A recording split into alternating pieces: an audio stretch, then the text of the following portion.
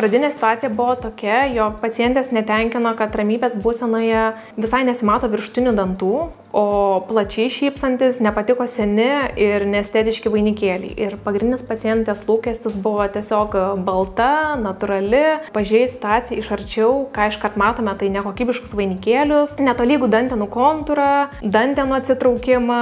Taip pat atrodo, kad ir 24 danties nematyti. Matome nekokybiškas plombas ir tarp dantinius trikampius ir pacientėm dažnai tai nepatinka, nes taip atrodo šypsantis, kad jiem kažkas įstrigė tarp dantų. Pažiūrėjus nuotrauką iš kito kampo, matome, kad visgi 24 dantis yra, tačiau jo yra netaisyklinga padėtis ir matome taip pat nemažai dantų su dideliom nekokybiškom plombom. Taigi su pacientė buvo sudarytas kompleksinis gydymo planas, tai reiškia, kad buvo įtraukta beveik visa specialistų komanda, tai yra higienistas, terapeutas, endodontologas, periodontologas ir ortodontas.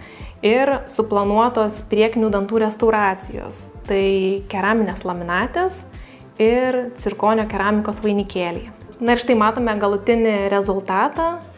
Tai išklausėme, ko nori pacientė ir suteikėme jai šviesesnius, jaunatviškesnius, švelnesnius dantis. Taip pat galėjome sukurti ir tolygų dantenų kontūrą. Šypsena iš karto gaivesnė. Atkūrėme ne tik prarastą estetiką, bet ir funkciją.